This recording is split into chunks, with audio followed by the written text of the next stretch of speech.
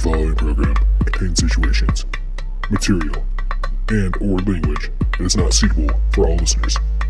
Viewer discretion is advised.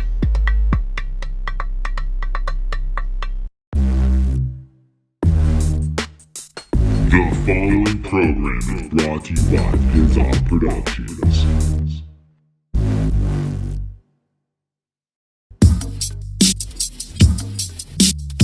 The podcast no one listens to, with Kevin Porter.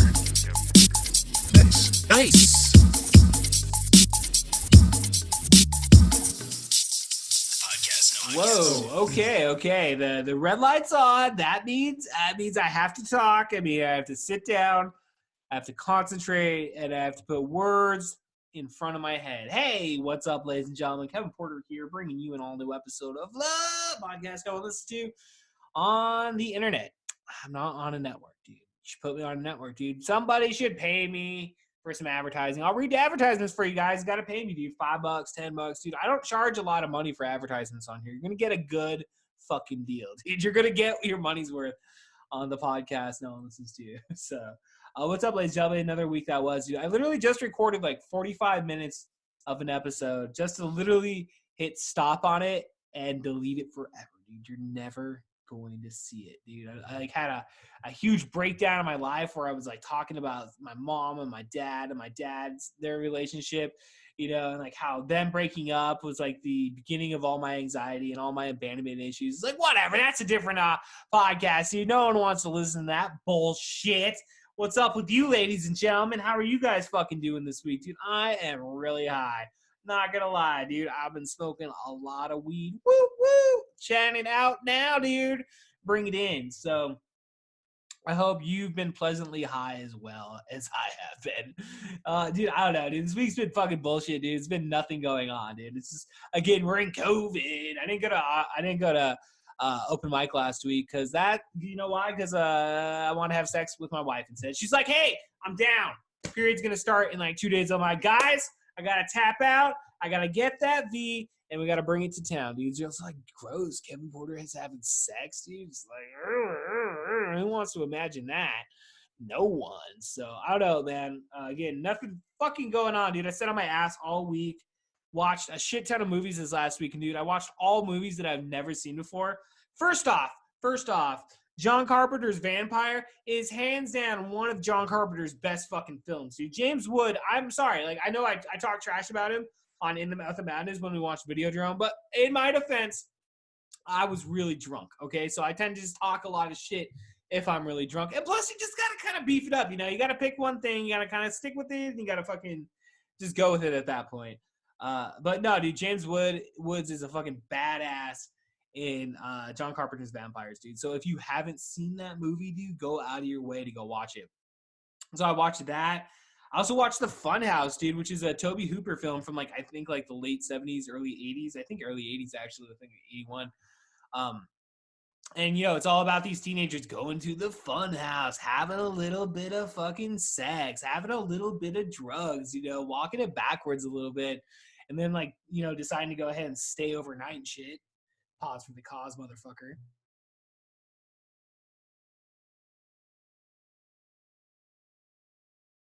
It's one of those episodes, man. I know, dude. I did 45 minutes. 45 minutes just to fucking hit delete, dude. Son of a bitch. But yeah, no, dude. So I watched that, dude. And then also, dude, I watched by far the worst movie I've ever seen in my life, dude.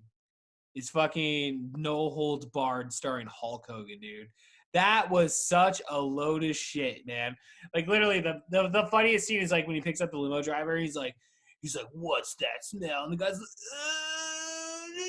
Dookie. He's like, shit his pants, dude. It's like, Vince McMahon's just laughing his ass off as he loses money on that piece of fucking garbage, dude. So I hope to never see that movie.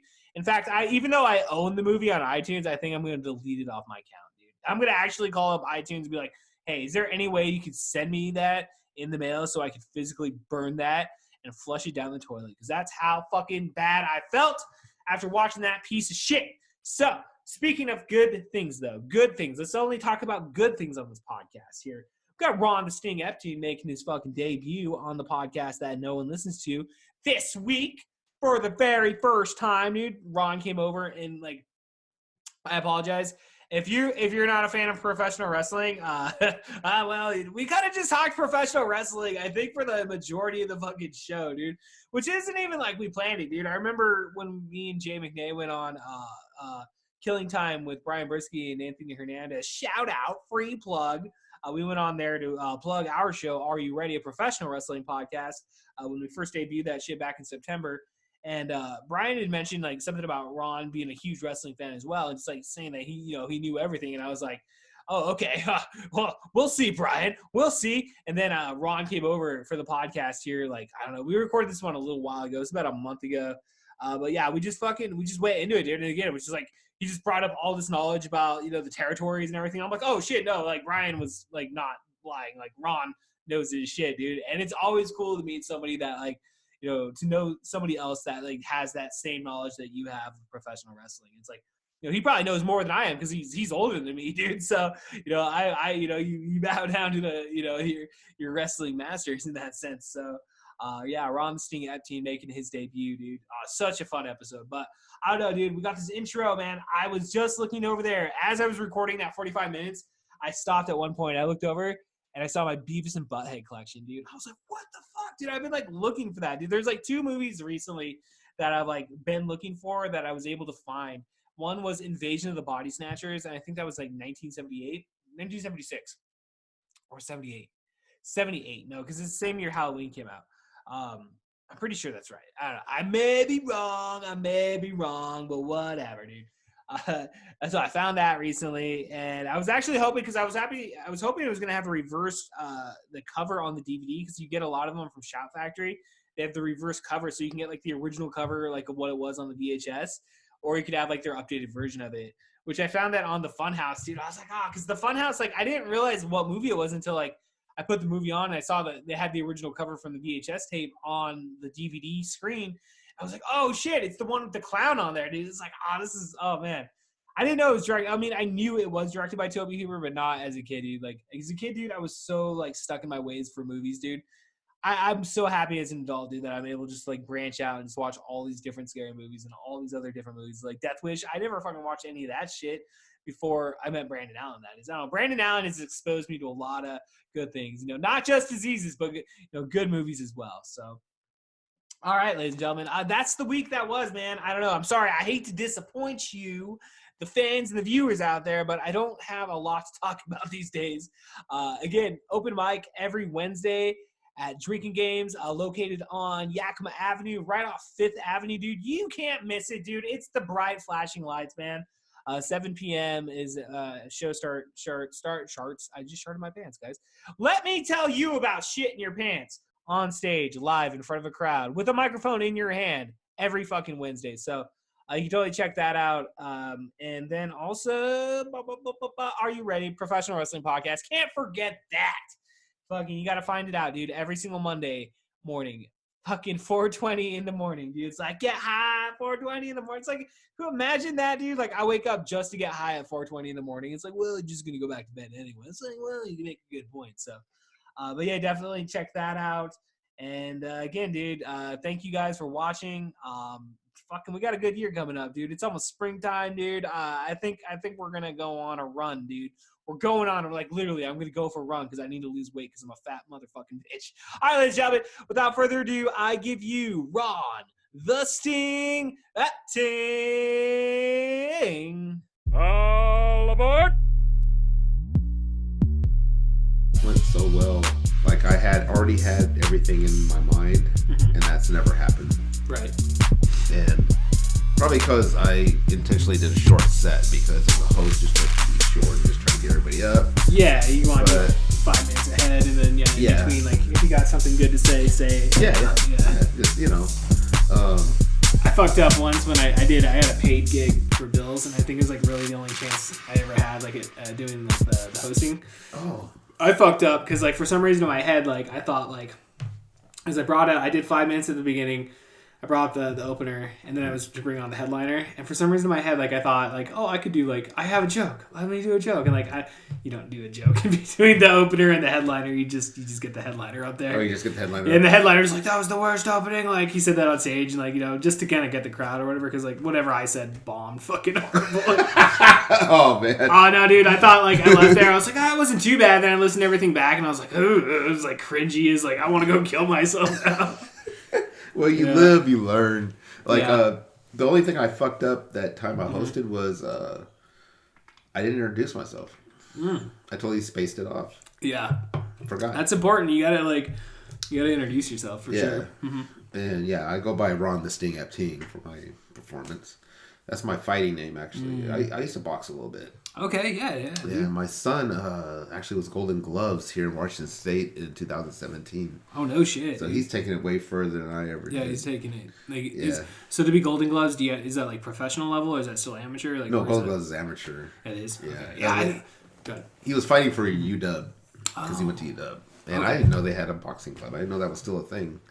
Yeah, you think like because you don't necessarily hear about boxing clubs, but like You hear about it like in the 30s and 40s, you know. yeah. The University of California boxing team, you know. Like, I guess high schools had boxing teams.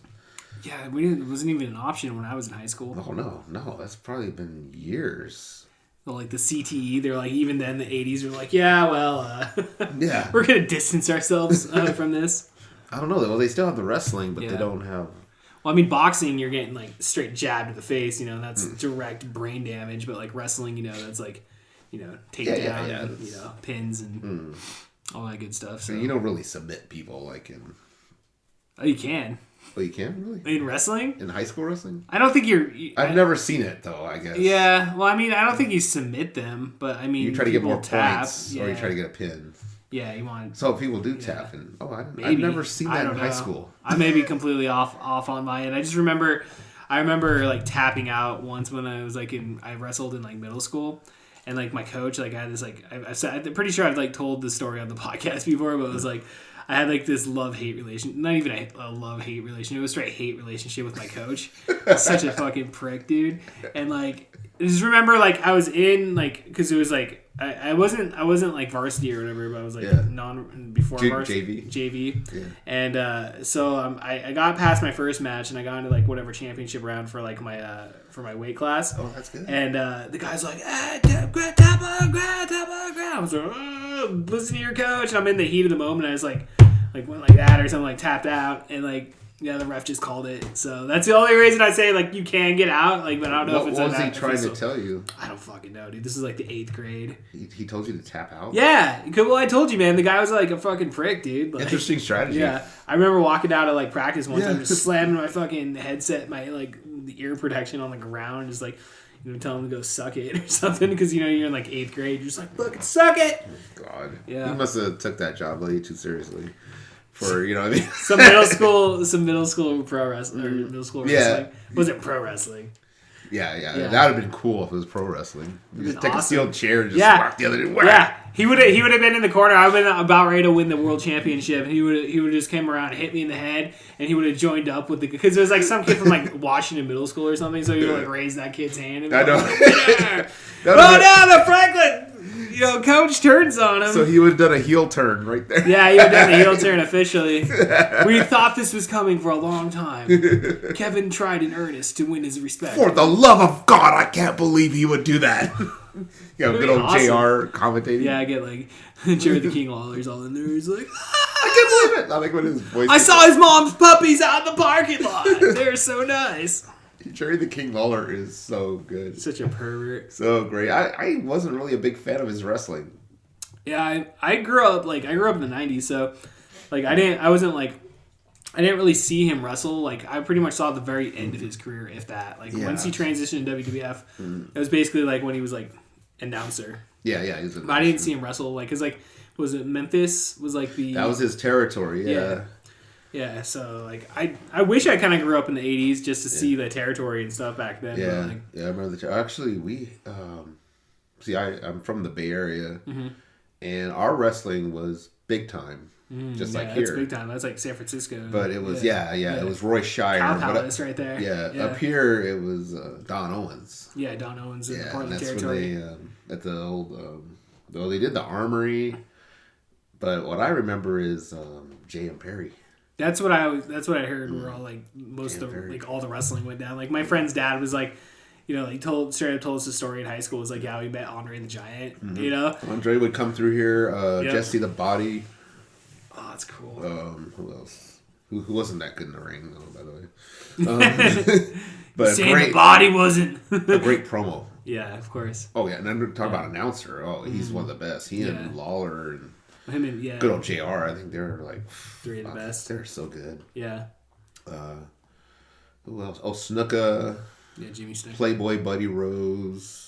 Patchy Bull Ramos. Playboy Buddy Rose was like a pretty big name. Like, he was like one of the major guys here in the Pacific Northwest. In here, yeah.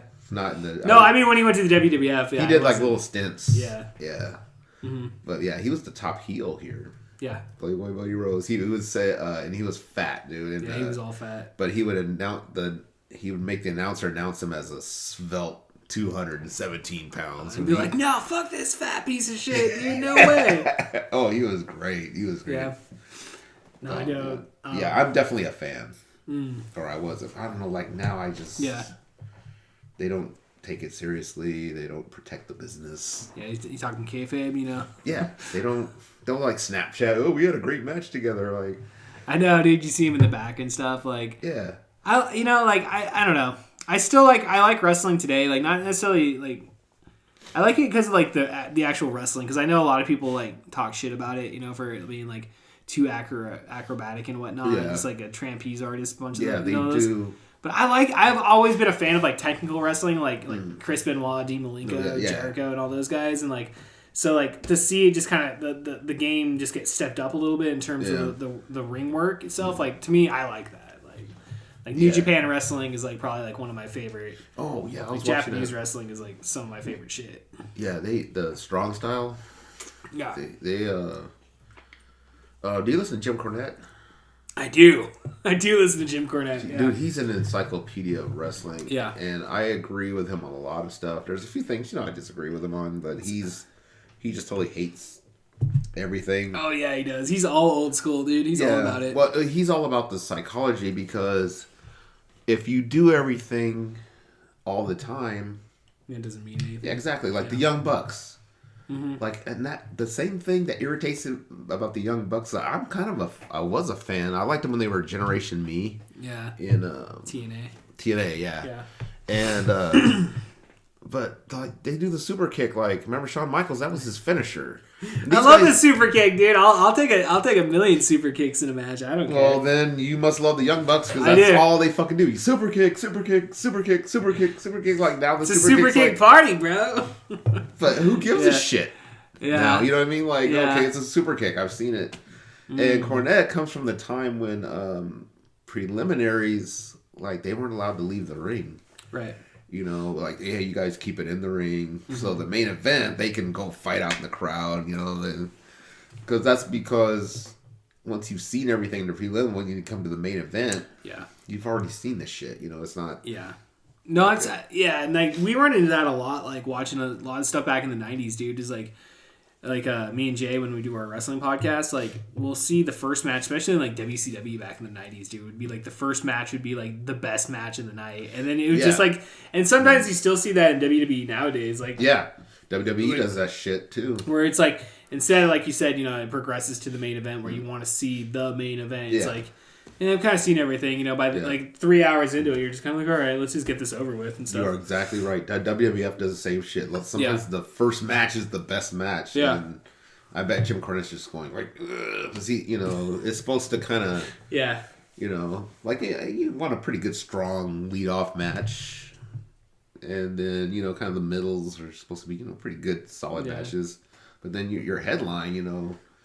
Yeah, your Ric Flair, your Harley Race, you know, or, you know, Lesnar. Yeah, today's day and age. Yeah, that WrestleMania 20 was horrible. Oh, with him and Goldberg? God, that was bad.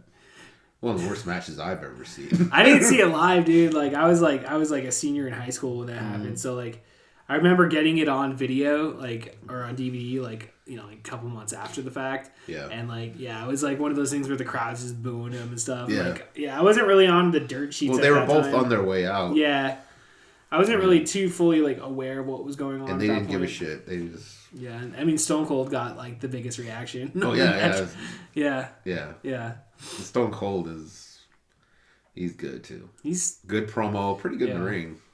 He was always a solid wrestler. Always solid, yeah. He's like, yeah, like, you look back on the Attitude Era. I mean, that's definitely like the main one of the main things people look back on is him and Vince McMahon and other besides The Rock, you know. And then The Rock thrown in there, and sometimes The Rock would be on McMahon's side. Sometimes, but those initial years, like that 98, 99 run, like we're going back right now, and we're kind of going through like early 99, and yeah, man. I mean, to me, that's like some of the best, you know, pro wrestling, you know, in the last like 30, 40 years, man. I really enjoyed that 98, even 97. You throw 97 in there, like the Monday Night Wars. Yeah, like with Bret Hart, like the Canadians versus the Americans, like that that was fun. Like the summer of 97, like. Only thing that WCW totally pissed off Bret Hart. Oh yeah, they just didn't know what the fuck they were doing. And you know, and you can see it, like, because when I was a kid, like, because when I watched WCW, I was like a little kid, so like I didn't really like pick up on the whole, just I don't know, because it was just wrestling. And it's like, oh, it's just wrestling. This is cool. But now it's like I watch the show pacing and just like how they ran their storylines going back on the network, and it's just like this guy sucks. Like both me and Jay were like, well, this isn't that good. Like Bret Hart, he didn't do anything in the WCW. Like he was the hottest free agent coming off a controversial. The way he left was. Spitting in McMahon's for the Montreal Screwjob. I know. Yeah. And just goes in WCW and basically Goldberg ends his career. Yeah, like basically like fucking what 2 years later, at 99 in the end of 99. That kick, fucking Goldberg. What they did was I've never liked Goldberg, dude. I've never liked him. I mean, I liked his gimmick, like the whole thing, but I think he should have they should have left him in the power. Whatever they call it. Yeah. Yeah. Yeah, because that's what he was stiff. But see, they liked it because it looked great. Looked real. But he was hurting people. He was really hurting people. Like, that looks like it hurts, that jackhammer. Oh my God. That looks... I wouldn't want to be in that. Yeah. No I heard Ric Flair. I saw Ric Flair on a talk show. And Ric Flair, I guess, he said, like, I guess, you know, he did the spear, which that was devastating. Well, the guy used to play in, like, what, like, you know, NFL. Like, he was... Yeah, he was... I forget what position. One of the Carolina Panthers' first draft picks, I believe. And I guess so he picked him up for the jackhammer, and Flair goes, remember, I'm however old he was then. In his like 50s? Yeah. He's like 85 now. So I guess Goldberg took it kind of easy on him, but damn, Goldberg was just... Well, he's throwing potatoes left and right, man. Oh, yeah. Yeah. Yeah, he wasn't trained, though. He wasn't trying to hurt people. It was just... You know, he's a big, strong guy, and he's not trained. You have to, you know, that's why they send you, you know, you have a trainer. Yeah. Yeah. But they need to, I mean, I kind of just hit it out of nowhere, because I remember when he debuted, we were like, oh, this is kind of cool, and then they just kept running with it, and it was like... he's the only WCW star. In, like... That you could say WCW made. See, WCW was all WWE. We had Diamond Dallas Page, maybe. Okay, maybe Page. Page was a... But he was older, too, at that point. Even he comes from the Crockett. Yeah, well, he was mainly a manager. I mean, he started off as a manager. Yeah. And he was good. I'd say those are only two, really. Because, WWF or E could make stars. Like Rock, Stone Cold, Undertaker. Right. They just crank out stuff. They can make you a star. But WCW, it was all WWF guys that come. You had the Invasion angle. Yeah. And then Ric Flair, he was in the Crockett Promotions. NWA. NWA. Transition. So Sting. Luger. So you can't count them. I don't know about Booker. Booker T. Maybe well, he came through. He came through Texas, through the end of because what was through Texas? What was the promotion in Texas? I forget. The Von Erichs. Yeah, the Von Erichs. I forget the name. It was like Worldwide something. World Class Championship Wrestling. Yeah, World Class. So, like, yeah, because him and Stevie Ray, I mean, like, I never got to read Booker T's second book, dude, but I read his first autobiography. And, like, was that good? Yeah, dude. Well, he started off, you know, just on the streets and, like, went to prison for, like, armed robbery. Yeah, and then he came back out, and, like, Stevie Ray was always, like, his is because it's his. They're not brothers, but they're. Well, no, they are brothers. Oh, they are. They really are brothers. Oh, that's right, they are. Yeah. Yeah, and so then that Stevie Ray was the one that was like wanted to be a wrestler, and that's he brought Booker in, and that's when they started teaming up in Texas, and it don't because it was when I think World Class. I don't know if it was World Class, but God, what was his other name? Bruce Pritchard came. Fuck, dude, I forget. Yeah, there was a couple in Texas. Yeah, there was another promoter. Von Erichs was the main. Yeah, it wasn't the Von Erichs, but it was another one that got bought up by Bill Watts. Mm-hmm. Yeah, and that's where you saw Cactus Jack. Yeah. That's where you saw Harlem Heat come through, and Steve Austin was like USWA. Yeah, he was. But yeah, they all went to WCW. I mean, you could say Booker T was created by WCW though. I mean, 100%. Yeah, I would say especially by the end of it when he was like on top, dude. Like. But yeah, Goldberg, him, and maybe Diamond Dallas Page. If you want to, that's all they really made. 3 guys. Maybe. Booker T is one of my favorite wrestlers of all time, dude. I love Booker T, dude. Oh yeah. Booker T's amazing. He got screwed in. Matter of fact, he screwed over all the WCW guys. Yeah, but he was the one that like lasted. Like he's the one that like, cause we talked. I liked him in that was the last time I liked TNA. Oh yeah, dude. Cause he was in that what's it called? Fortune? No, Legends? it was like Fortune Legend.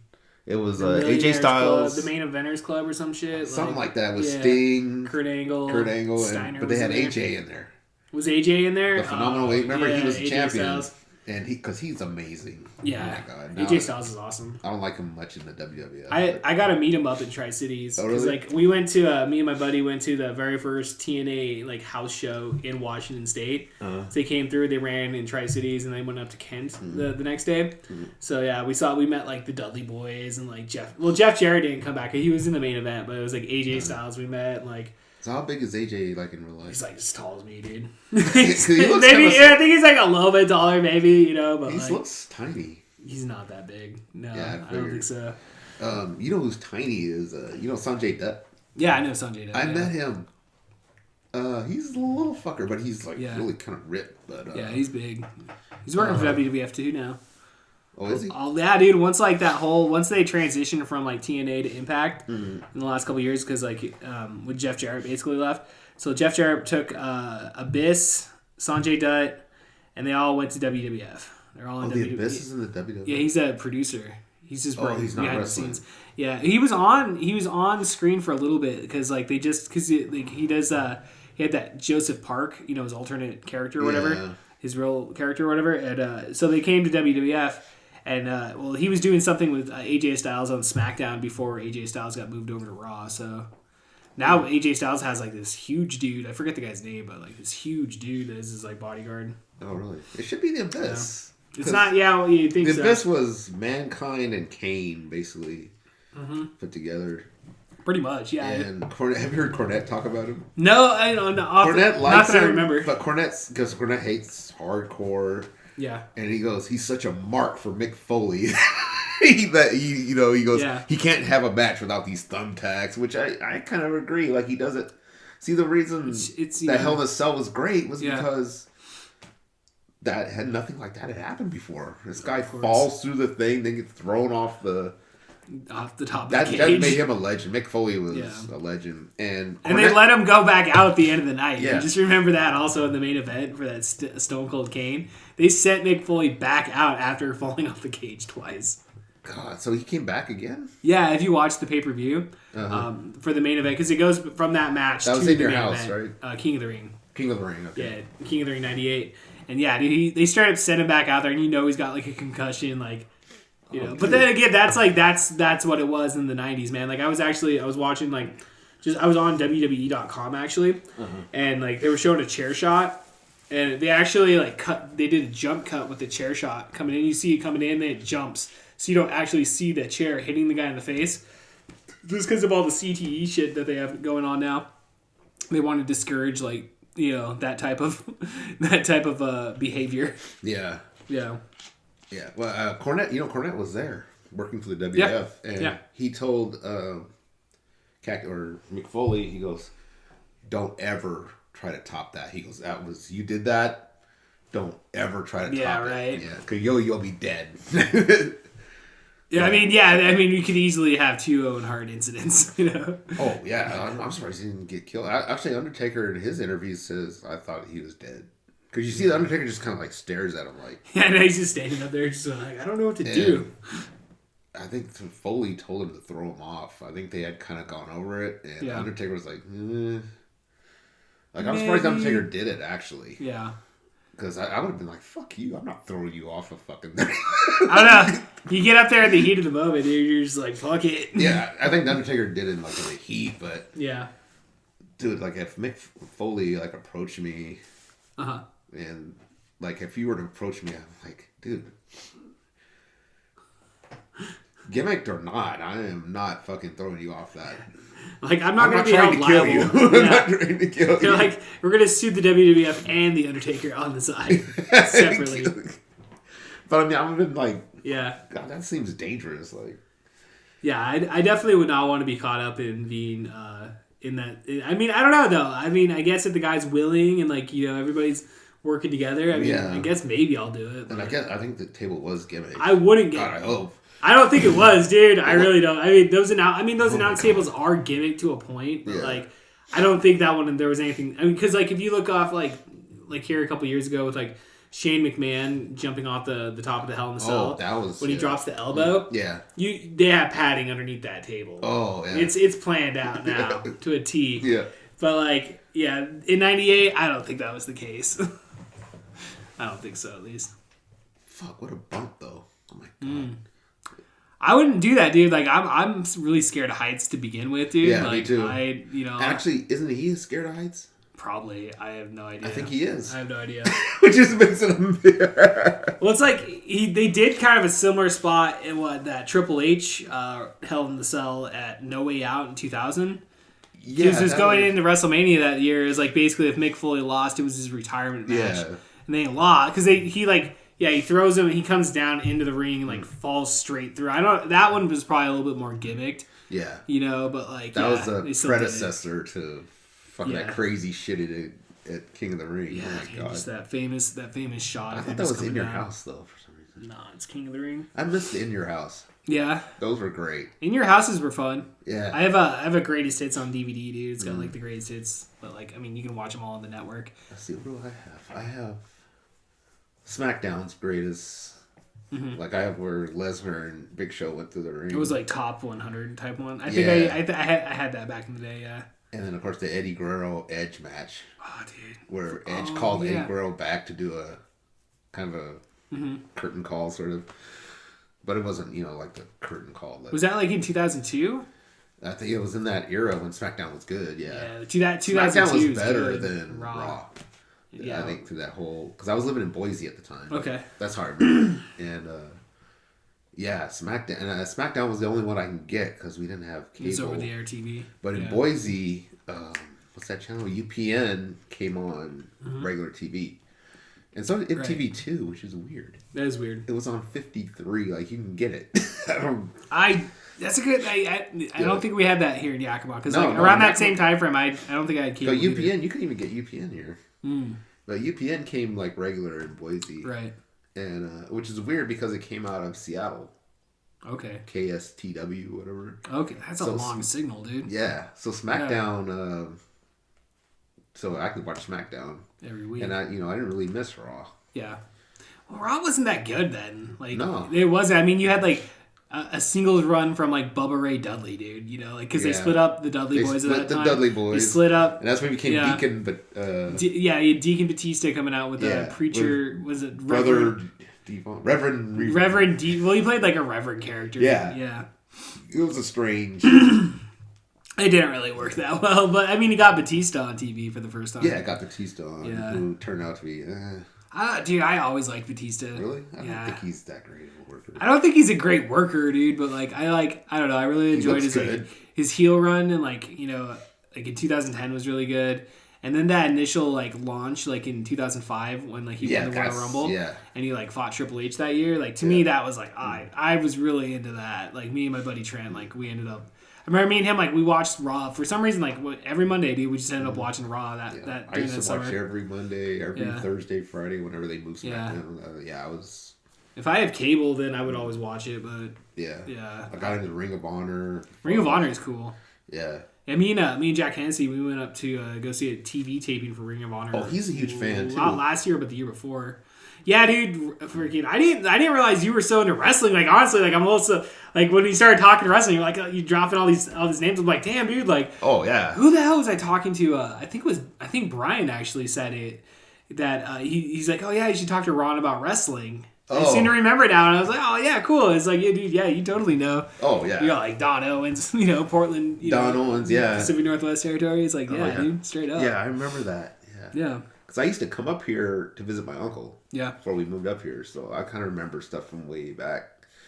So was that just like the late 70s, 80s? When was that like prime? Yeah, it was like that went up to about the 80s, and it died out. I think and the territories died out. But yeah, there was so like around 84. But it was on TV big time, and then Roy Shire. So when I was in Oakland, I watched Big Time, but it was different. Mm-hmm. It was Roy Shire, and it was always at the Cow Palace. Yeah. Yeah, and I remember a lot of the same people, though. Bull Ramos, I think, went through there, and right. Of course, Jesse and Andre, and I think Flair. I think Flair would come through every now and probably be through. Yeah. Not too often. I think Flair mostly wrestled East Coast, Midwest, South. Yeah. Yeah. No, dude, I've been watching professional wrestling since like 1993. Yeah. Was when I got into it as a kid, and I remember it was like first time like for some reason we got like. Was it WrestleMania 9? Somehow that was on TV, and I remember seeing that for the first time. It was like seeing the outdoor event, and like seeing Hulk Hogan at the end, win the championship. Yokozuna. Yeah, facing Yokozuna. Yeah. Was that the one on the ship? No, that was Lex Luger slamming Yokozuna on the ship. That was like later that summer. Yeah, that was when they totally that was Hogan's big fucking ego. They should just let Yokozuna have the freaking belt. Yeah. Well, they were supposed according to because I read Bret Hart's like biography and he was like talking about that time frame and like supposedly the build up was supposed to be Hogan versus Bret Hart at SummerSlam for the title, but like then Hogan like did him dirty or something and then like Yokozuna wins the title at King of the Ring that year and that's because Hogan didn't want to wrestle Bret Hart probably and Shawn Michaels was always a dick to Bret Hart too. That led up to the screw job. Yeah, Shawn Michaels was a real piece of shit back in the day. Yeah, fucking piece of crap. We talk about it all the time, like how like me and Jay McNay, because like we're pretty much like the same age. Like growing up, dude, we're all about Shawn Michaels. But like looking back now, it's like Bret Hart was far more the superior wrestler in terms of like between him and Shawn Michaels. Yeah, I think Shawn Michaels was more like entertaining, maybe. Yeah. But Bret got better because Bret was really bad at promos. That was his weakness. Because I read his autobiography. Oh, so okay, you read it That's too. a good one too. Yeah, they name drop Yakima there. I was like, oh shit. Yeah. He's all like Vince McMahon flew up from Yakima to Calgary. That's crazy. I remember that. I remember that, dude, because they had the Superstar tapings. Like, I didn't get to go because my mom was all poor as shit. So it was like, but I remember hearing about it when it happened. Yeah. Yeah. The best book I ever read was Ric Flair's. I never read his. It's called To Be the Man. Yeah. Yeah, it's because Ric Flair goes back to the 70s, like, and he knows everybody, and he has stories on everybody. Like, that was probably one of the best ones. Bret Hart's would get boring. Like, I'd get bored. Yeah, because it was kind of I don't know. Blah blah. Yeah, but I mean, the book overall was really good. Yeah, I love Bret Hart, and he talked about like how he struggled, but he got better. Like I think it's because I like that. I'm the best there ever was. Yeah, the best there is, the best there was, the best there ever was. And I'm the excellent. Be prepared to be excellently executed. Excellently executed. Yeah, and they were a great heel team. The Hart Foundation, one of the best. Yeah, Jimmy Anvil, dude. The late. Go ahead. The late great. Late great, yeah, that's Anvil, right. I can't believe all those guys are gone. Yeah, I remember when he died. Like I was doing that. I was doing a wrestling podcast, the Totally Unnecessary Wrestling podcast, and like. It when he died I did a tribute to him at the beginning. Oh, cool. Yeah, where I just like I cut one of his promos and like I don't know, we do that now like whenever a wrestler dies. Yeah, it was one of his famous promos. He's always broken that goatee. Yeah. Let me tell you. Yeah. His daughter's amazing. Natty. Yeah, they screw her over. She should be pushed way more. She's such a great wrestler. Oh dude, she's got a job for life there at WWF though. Oh yeah. Like she's so set. But they push all these divas, and I mean, it's gotten better. Dude, I love the women's wrestling today. Like, that's like half the reason. Like, especially at least when Becky Lynch was like, Alexa Bliss is like my favorite. I like Alexa Bliss a lot. Yeah, I like Alexa these Bliss. girls now. They're good. But it was the knockouts. Yeah, that's where they really started. Yeah, back in like 07, awesome. 08. The beautiful people and Awesome Kong. Gail Kim. Awesome Kong, dude. Yeah. Gail Kim kept going back and forth. Yeah, I was going to say that was like the feud in TNA back. Or Mickie James, one of the best women workers I think I've ever seen. Yeah. Maybe next to Charlotte. Charlotte's fucking good. Charlotte is really good. I think she's better than her dad. I think you could argue that. I mean, I think you could argue that. Different division, obviously, but yeah. She has it. Yeah. Which is like, I don't know, because like she's definitely grown on me over the years. Like, she wasn't necessarily my favorite, when she first kind of like came through, but like you see her perform time in and time out, dude, and like her matches are good like that. Which was WrestleMania 34. I honestly thought the match of the night was Asuka versus Charlotte Flair that night. Oh yeah. Yeah, like hands down. I wanted it. I've never seen a bad match with her. Yeah. I wanted that night to be Shinsuke Nakamura versus AJ Styles, but the whole like. It just sucked. The ending sucked in like the low blow from Shinsuke, and it was like he should have won the title. Yeah, I don't know. The women's wrestling today though is like really good. I'm trying to think like what else in the WWE. I mean, there's not a lot in the WWF that I watch now. Yeah, I don't watch it anymore, so I'm not sure. Like, who's there? I know. I watch AEW and NXT. War Machine. Yeah. Yeah, one of those guys just went out like he like broke his neck or something, dude. Like Rowan Hansen. Yeah, one of those two. Like he ended up doing like some sort of like suicide dive or something. He got like caught and like clipped his neck, and he's like gonna be out for a long time. And I loved him in ROH. Ring of Honor, yeah. Yeah, War Machine was always good. I mean, like what you got Undisputed Era, so it's like Adam Cole, freaking or is it Red Dragon or whatever. Oh, I heard Punishment Martinez is there too. Yeah, he's was it Damian Priest now is his name. I know it's pretty gay name. It really is. He does this thing where he comes out, he does his arrow and it goes into the. He's supposed to be coming to the main roster here soon. I liked him in ROH, but I don't know about that gimmick. I don't know if WWF's going to ruin him. I think. Nah, well, in NXT, like you ever watch NXT? So it's basically like the development. Yeah, I know what it is. Yeah, okay, so. I heard it's better than the. It's better than the That's all I was gonna say. Is like, yeah, it's better than the main roster, 100%, dude.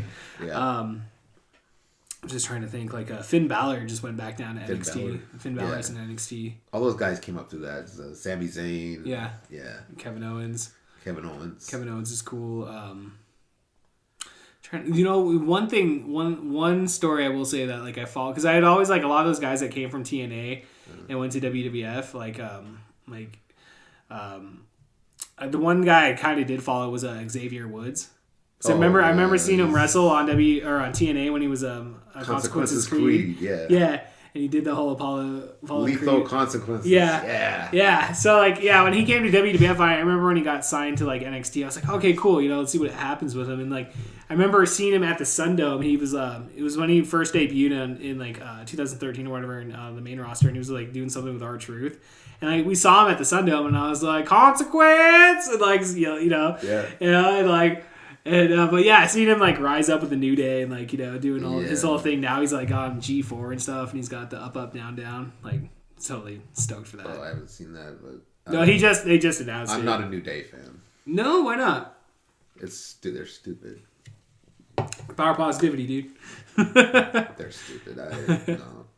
I used to argue with the chef at he's a friend of mine at Zesta when I worked at Zesta. Okay.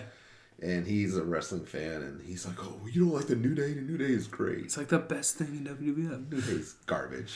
And what pisses me off is the Dudleys put them over because the Dudleys had come back. Yeah. And I'm a mark for the Dudley Boys. I think Dudley Boys are the greatest tag team. Dude, Bully Ray, dude. Yeah, I love Bully Ray. Fuck, I love both. Yeah, and they've won, so they're probably the most decorated. They are definitely the most decorated tag team in tag team history. Time? Something like, I mean, beforehand, it was the Steiners and the Road Warriors, but yeah, once the Dudleys came on, Dudleys like far surpassed, I think, in terms of these titles held. Yeah, people, always throw the Road Warriors out there, which I liked them, but something about the Dudley Boys, they were just... Dudley Boys great. The Road Warriors can only do especially in like ECW when they first like joined, like when it was just straight the Dudley family, dude. That was the best, dude. Like Bubba Ray would just go in there and just piss the crowd off, like say all this. And they're the best shit. heel, like but they can do both. They can be faces, and you can do more with the Dudley Boys. Whereas the Road Warriors were just smashing people, like. Tell him Hawk. They were calling Goldberg, like they were just like fucking fuck people boom, up. boom, boom, boom. Yeah. Well, that's a good point. I mean, I mean, there wasn't a lot to the characters outside of just like, oh, we're just big bagged up. Yeah, we're big and we look like Mad Max from the movie, and we're gonna kick your ass. Which is, they were great at what they did. I mean, they're up there. They're definitely a great tag team. There's so many, but I was like the Steiner Brothers as a kid. Oh, Steiner Brothers! I love the Steiner Brothers. Yeah. Great. Varsity Club is another great one. Varsity Club was cool. Mike Rotundo. Yeah, Mike Rotundo is like Kevin Sullivan. Yeah. Yeah, dude, Bray Wyatt's dad. Money Inc. Yeah, dude. When I was a kid, dude, that like they were like the champions when I was a kid in '93 when I first started watching. I remember like as a kid like jumping off like the fence and being like, oh, like me and my sister would like fake wrestle. She was like, we'd be the Steiner Brothers and Money Incorporated were like the two teams. Oh yeah. Yeah. Steiners are great. And like wow, who else? As far as my personal greatest, Dudley Boys, but I'm kind of caught up with Nikolai Volkov and the Iron Sheik. Yeah, it stays a little bit before my time, but I'm aware of their tag team. Yeah. So you have you seen them like? I've seen that. I've gone back. The whole entrance where they're carrying the Iranian flag. Yeah, it was just they do the hella heat. Oh, I bet, dude. Anything like anti-American. Oh yeah, and he was like. Iran, #1. Russia, #1. USA. Dude, Iron Sheik is like underrated, I think. You don't hear a lot of people talk about it. Iron Sheik's the GOAT, man. Yeah. And I thought he was crazy. Because he's still, but everyone says no, he's just still in character. He still acts like that. Yeah. Because I'm like, dude, is this guy really, is that him? I guess he was a bodyguard for the Shah of Iran. I believe it, yeah. And he's a silver medalist. I was going to say he was in the Olympics, Roman Greco wrestling, yeah. So that's he's crazy. Legit badass. Yeah, he's good. And they gave him the transitional title. So he's only champion for a month, and Hulk Hogan comes and pins him. Come on, Iron Sheik deserved a longer run. He beat Bob Backlund. Yep. His acceptance speech to the Hall of Fame. Epic. I need to go back and like rewatch that. I haven't. I tell you, I haven't. I used to watch. Yeah. Calls me up and says, "You gonna let Hulk Hogan beat you?" He goes, "You should break his fucking leg." Yeah, that's right. Supposedly there was the bounty on Hogan. Like he took him out like for real. Because he left AWA too to come, and Vern Gagne was pissed. Rightfully so, dude. Yeah. I mean, Vince. I mean, Vince did technically offer to buy out a lot of those guys, but like still, I mean, he kind of just like stole like all the top guys. Yeah, he stole all their talent. And... Of course, you're going to be successful. Oh, yeah. And then he did the what do you call it? The syndicating tape delay. Yeah, he did the syndication. Yeah. Whereas people in Washington State can watch WWF stuff that's happening in New York City because they were territory WWF. Right. And they were the North, but they were always the biggest territory because they had New York City and Madison Square Garden. Yeah. So they were like. It's always like a dream of mine to like go to Madison Square Garden, even though. Oh, me too. Yeah, I've never been to New York City, so. And me neither. My son didn't like it. He hated it. You go to Madison Square Garden or just like New York? He just went to New York, and he had no money and went by himself. I'm like, yeah, of course you were miserable. You gotta have somebody with you. Yeah, you gotta take somebody with you, and you gotta have some money and go places. Yeah. Like, he goes, no, he says it stinks really bad. Yeah, I believe that. Yeah, I believe that too. Yeah, a city of like 8 million people. Right now he's in Bogota. Where's that? Colombia. No shit. Yeah. Wow. Yeah, I told him to bring some birds back. Right? But he said Bogota is bigger than New York City. Wow. Yeah. What's he doing down there? Just kind of a friend that he went to school with, I guess, got a job down there, and he goes, "Hey, you want to come down to Bogota?" Okay. Got nothing else, dude. I'd be kind of nervous to go to some of those countries, though. You know what I mean? Right. Like, you definitely don't know what's going to happen. Yeah. You know, but that's part of the adventure, though, in a sense. Yeah. It's kind of like where we're headed. Yeah, dude. I mean, like where we're heading right now, it kind of feels. I don't know what's going to happen the next year. I mean, I'm really kind of hoping like. I was talking to Brian, like we were watching the Seahawks game on Zoom the other day. Yeah. And like you know, he's like he made mention of like it's going to be nice not to pay attention to politics for the next 4 years. I'm like, I don't know if it's going to be like that, though. I mean, like, it feels like we're going to get even worse, dude. I'm kind of hoping, but in my mind, I'm like, well, I hope you're right, Brian. I hope you're right. We could just go back to some normalcy in this country. I like how people thought that, 2021 is going to be different, like at 12:01. Yeah. Of course not. Yeah. It's just a big continuation. Yeah. Look at that. Fucking whatever that was. It was like that year, was it like 2016 or whatever, when like all those celebrities died? And everybody's this is the worst year ever for people dying and stuff. And then, it's like... Then 2019, 2020. Yeah, it's like people are just getting older. Like the people that we associate with that we know. Pop culture. Yeah. They're all in like their 60s and 70s, so they're going to die. They're start falling off. Yeah. Weird shit happens to them. And, right. I don't know... Ecstasy, like a couple of them, there's no cause of death. Like Ecstasy, did they give a cause of death for him? You probably don't know who that is. I was gonna say he's from the rap group Houdini. Houdini was one of the. They were with Run DMC, Fat Boys that era. Okay, cool. And they're known for 5 Minutes of Funk and Friends. How many of us have them? I think so. Yeah. Okay. Yeah. I'm really trying to with like Apple Music right now. Like I'm really trying to go back and Yeah. Trying to go back and like listen to a lot of like old school hip hop, like just like where it came from, like because like I'm like 80s essentials, list. So I just start going through there and I find these. I've been finding. I forget the name off the top of my head because I was just listening to it last week and I just I found this one. It's like I'm just gonna start adding these guys like anywhere I can find it. The music was great. Yeah. It was just in its infancy. Yeah. Do you have Netflix? I assume you have Netflix. Right? I actually don't have Netflix right now. I have like Hulu and Prime. Yeah, I don't. I only pay for Netflix if like I paid for it to get the Jordan documentary and then like stand up comedy specials. It's like I only get it for if like something specific comes out. Oh, so you don't watch like Ozark and? I've seen Ozark. I've seen it. Such a badass show. Yeah. Dead to Me. Cobra Kai. Yeah, that's what I hear everybody's freaking talking about these days. It was on... I started watching it on YouTube. YouTube, yeah. Red or whatever. It's premium. Yeah. So I remember when it came out because I used to listen to Jerry Ferrara, the turtle from Entourage. I used to listen to his podcast, and he had a... I forget the guy's name, but one of the main characters on there was Ralph Macchio? It wasn't Ralph Macchio. Oh, was it Joey? He's like a comedian. I'm trying to remember his name. Like, it's like Brett Ernst. And he's on maybe Cobra Kai? Maybe it was Brett Ernst. I don't know. Cobra Kai is basically the cast of Karate Kid. It's the Karate Kid, but 30 years later. Everybody's older. Okay. But it's better than the Karate Kid.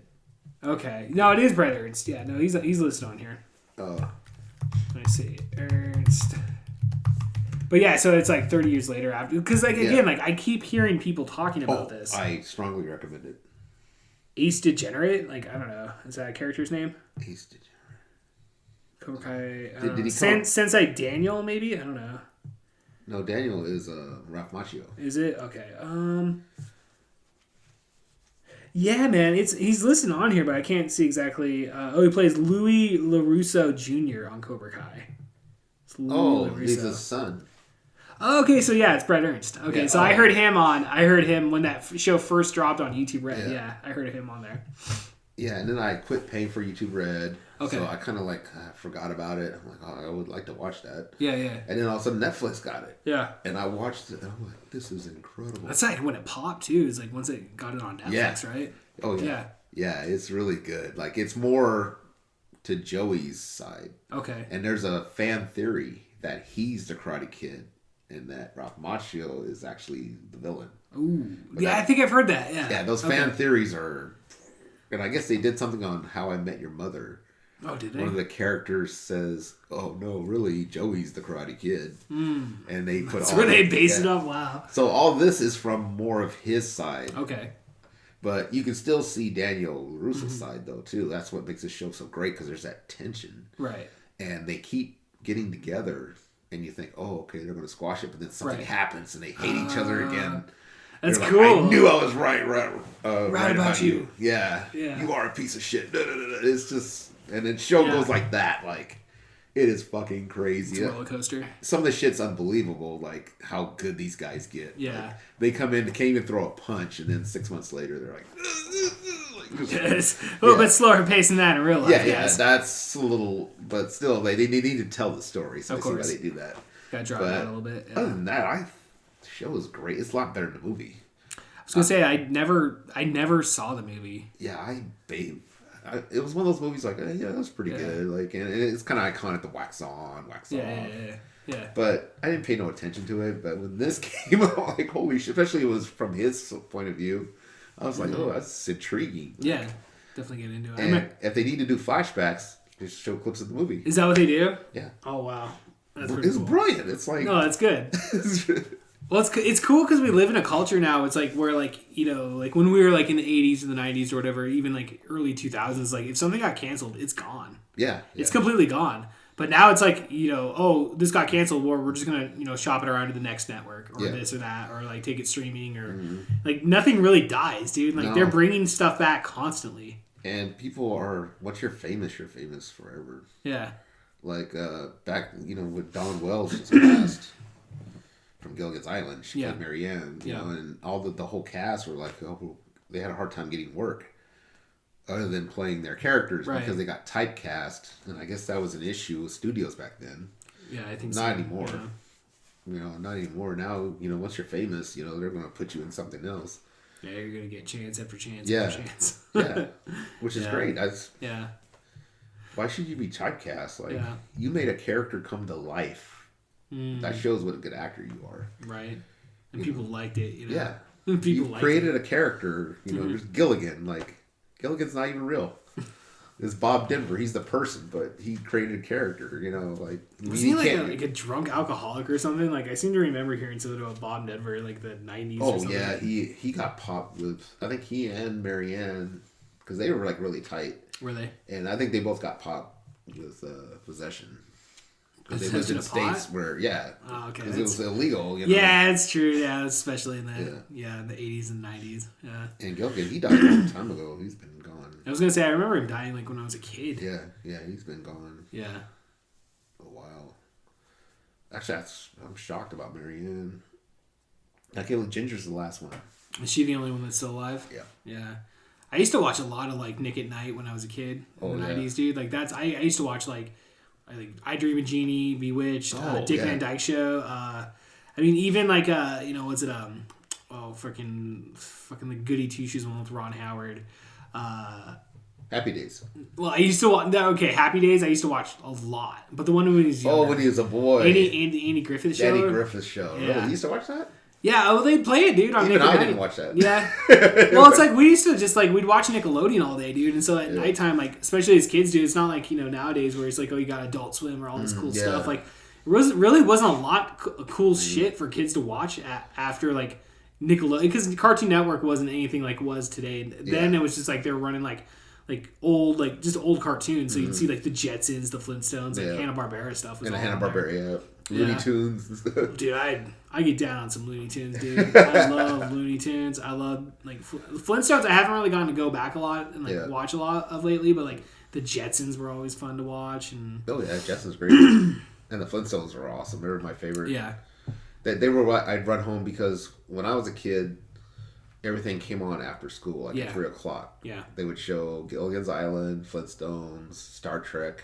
Oh, Star Trek. Yeah, I love Star Trek. Me too. I'm a what do you call it? Classic Trek. Okay. I'm not a fan of the others too much. Voyager. I like Voyager with Janeway. Yeah, I never watched Voyager. I was always into the original, and then the Next Generation as a kid because I just grew up with that as a kid, Yeah. And so like those are the two like versions, and like I'm even classic Trekkie. Yeah, even though people talk shit about J.J. Abrams a lot, I still enjoyed the remakes that they dropped. At least the first one. I haven't watched them. I've seen the first one a lot. I kind of want to see them though. Yeah, the first one's really good, and I think the other two kind of do suck, but the first one's really good. I thought like what's his name, Chris Pine or whatever. Chris Pine, yeah. Yeah, that guy's pretty good. Well, I was kind of disappointed because did you see the one with I think that's the pilot actually with Captain. The guy that was before Kirk, and he was in the wheelchair, and he could only communicate with like red light, green light. I don't remember that. Pike. Oh, okay. Pike was, and so I always thought, well, why don't they do one with him as a captain? Right. But I heard like they are doing something. I think J.J. Abrams or something. Is he? Yeah.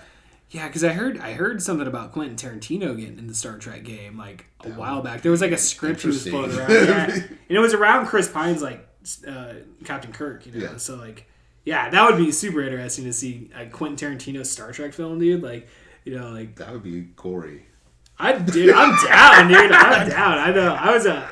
I was a big fan of. I don't know. I wouldn't say I'm like the biggest Quentin Tarantino fan. He's my favorite. Is he? Yeah, because I remember in high school, dude. Like when I was like right around the time I met Brandon Allen is like when I caught it. Like basically because of Brandon Allen. Like when I first met him in high school, like Quentin Tarantino. So that's when I saw Reservoir Dogs. You know, and Reservoir Dogs like today is still one of my favorite movies of all time. No, me it's Pulp Fiction. See, Pulp Fiction's good though, dude. Jackie Brown. I didn't see Jackie Brown up until about a year or two ago. Oh, with the late Tiny Lister. I need to.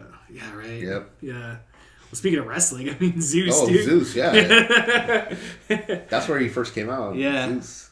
Yeah, no, that's really where he first started. Yeah, No Holds Barred and stuff. Yeah, he was on Randy Savage's team, the Mega Powers. Yep. Yeah, exactly, dude. We did a podcast. It was on our wrestling podcast. It was me, Anthony. We had Anthony Hernandez on as a guest, and he picked out Saturday Night's main event from like 1989, and we were talking about that.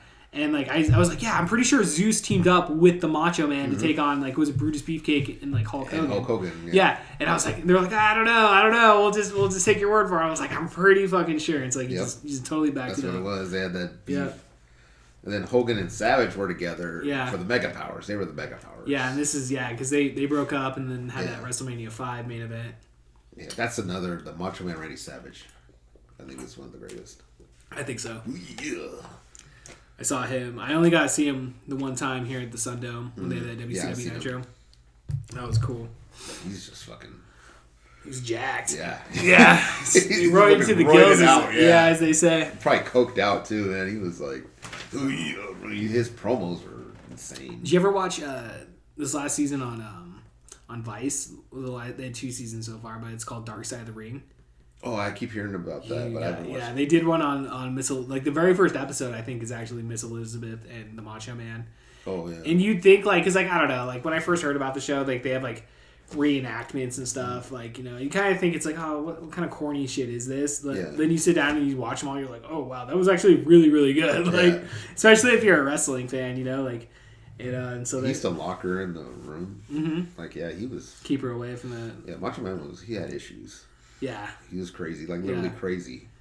Well, it sucked when he died, dude, because it was right before. Well, it was like right as he was starting to kind of come back into the WWF in a sense, because he did that commercial for like the WWF All-Star Game or whatever the hell that was. And he was Buzzsaw in Spider-Man. Yeah, he was in Spider-Man. Yeah, I remember that. Yeah, that's good stuff, dude. But yeah, man, what's up, dude? How you doing? Ron Epting, what's up, brother? Oh, are we actually? Yeah, we've been recording this whole time. We've been recording for 53 minutes. Oh shit! I just didn't know where to transition. I didn't like. I told you I was gonna start recording. I was like, I'm just gonna press record. Oh, I know, but I don't do openings or anything. We've just been talking about wrestling. Like. Oh, that's cool, dude. We talk about that's the whole point of the podcast. Is like it's us whatever we have a conversation about. Oh shit. Yeah. Yeah. Yeah.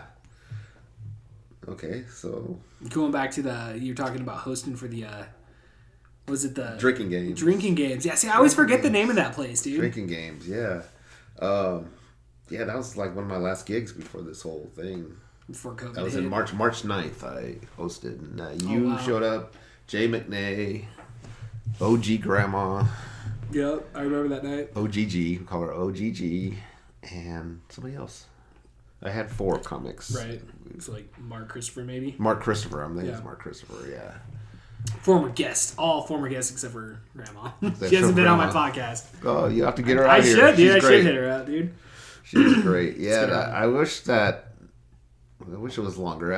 It was like, it sucked about that place is like, it was like just coming, just got it going. Yeah. For an open mic. So we're really starting to like, it seemed like between you and Jay, we're like kind of like, cohorting that, it's like you guys were the one like putting it all together. So I was like, I'm gonna be here every Monday, dude. Like, so we got Mondays, Tuesdays, and Thursdays all set up, dude. Yeah, Brandon Huck was initially doing it. The reason I didn't do it was because I work at Shields, so right. I can't be there every Monday. Mm-hmm. But I think we had like a list going for like. Yeah, we had a rotation. So I was part of that rotation. Yeah, because I was coming up there I was going to be hosting at one of those shows, but like then fucking COVID hit. But then it hit. Yeah.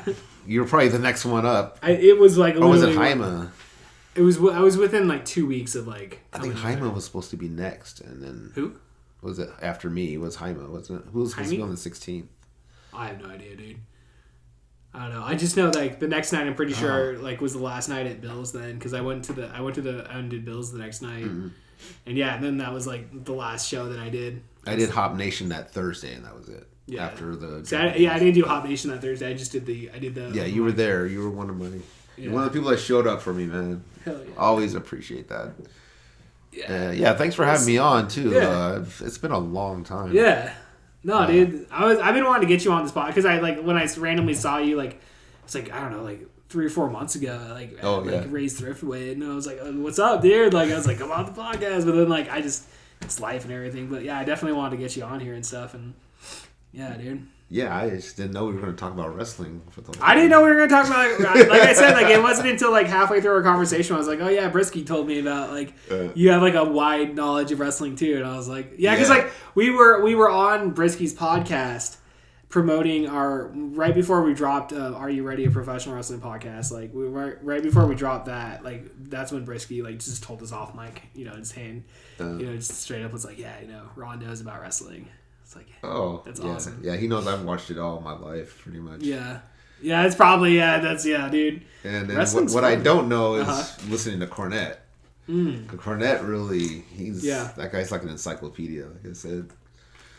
I like listening to him to go out on his rants, especially when he talks shit about like Donald Trump and like all. Oh yeah, when he goes on politics, dude, it's pretty good. You're just like, he just goes on. Actually, I like hearing him bitch about his. Have you heard the one where the deer got caught in the barbed wire? Oh, I don't, dude. No. Oh, you should check that one out. It was his Christmas one, or was it so recently? Yeah, because it was happened over the holiday season. Okay. And he's trying to get somebody to come out to get the deer.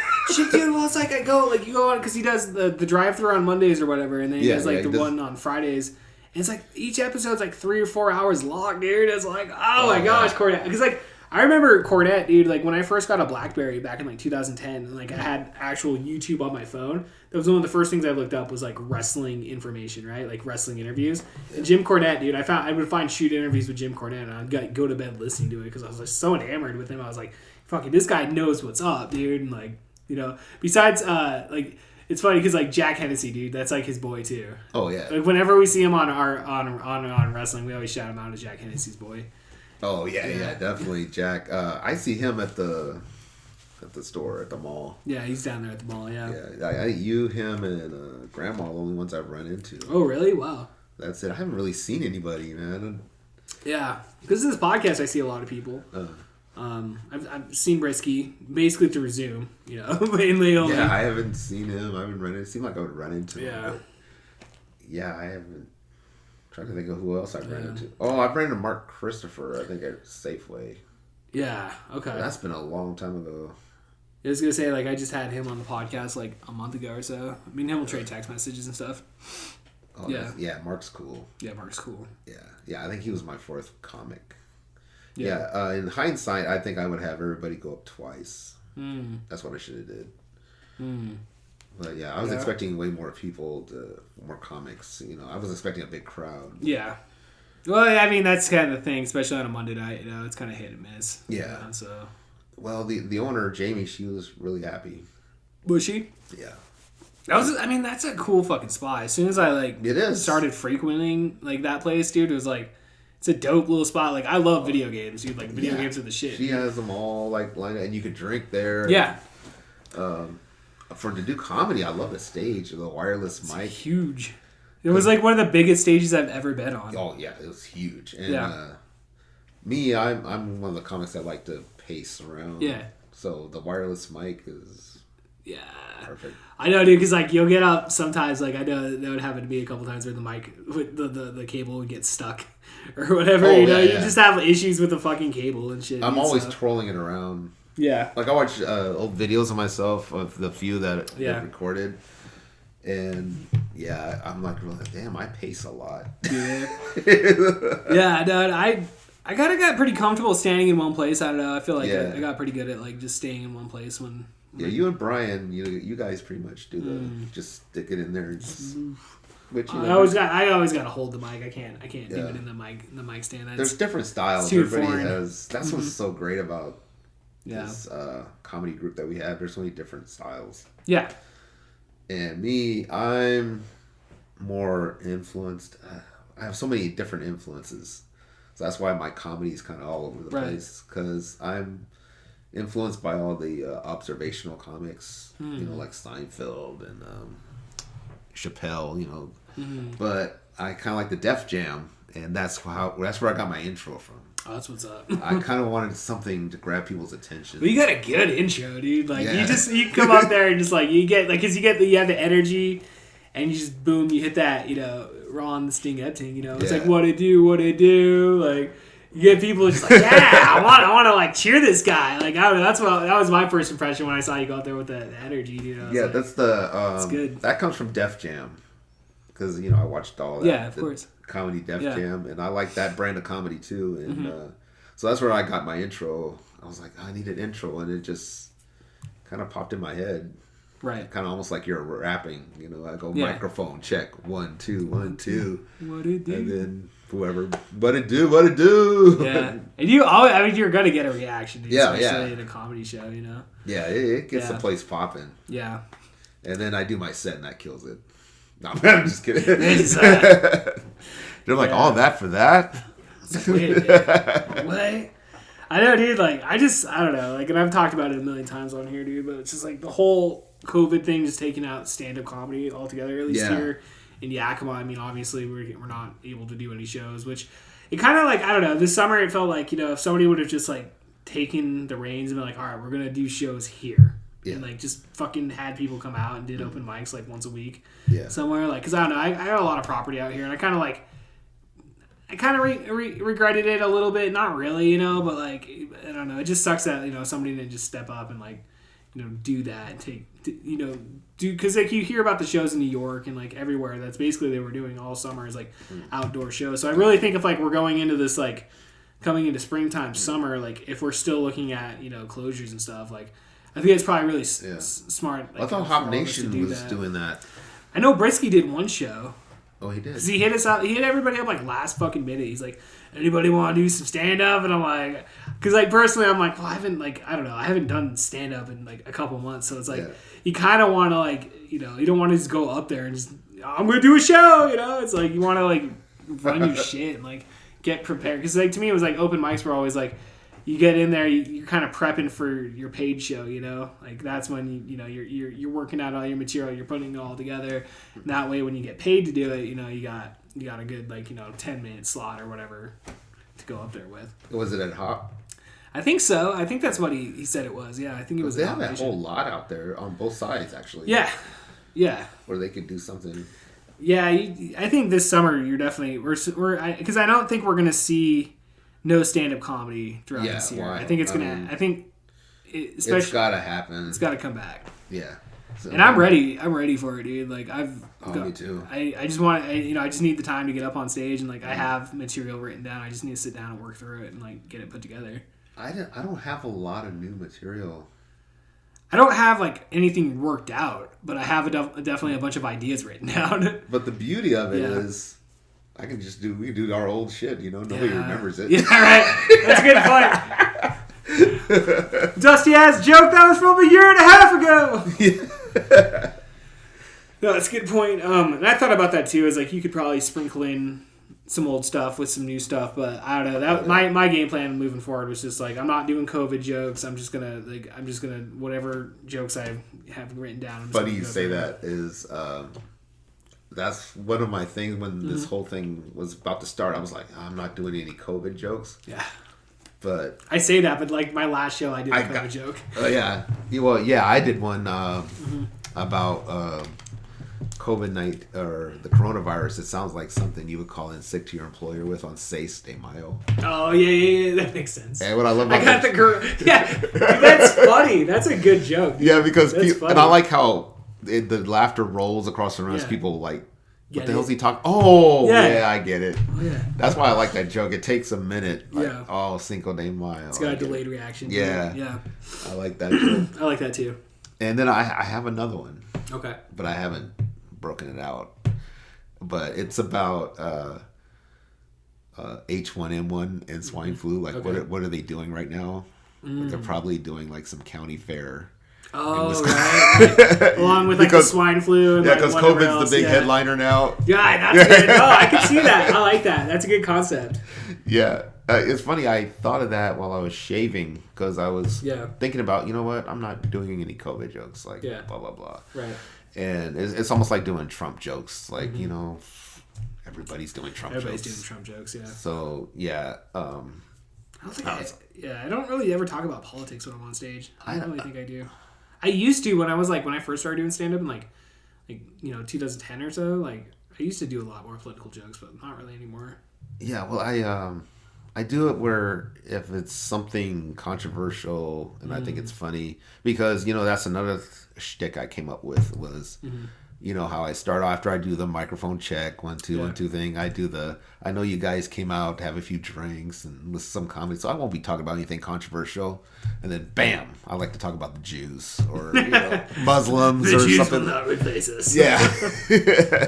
Right. Yeah. So I like to switch it up like that. Yeah. So maybe I might talk about something, but other than that, I'm not. If I come up with something like in the heat of the moment, like I'll definitely drop it. Like if it's funny. Yeah, if it's funny. It's funny. I remember when there was like some sort of like shooting in Texas or something, and it was like the day of, and so like I went up there, and I was like, oh yeah, it's good to see we got GTA 6 coming out in September, GTA El Paso, like or something like that. Fuck. And like I heard like a faint boo in like the back of the crowd. I'm pretty sure it was Mike Falk. Fuck that guy.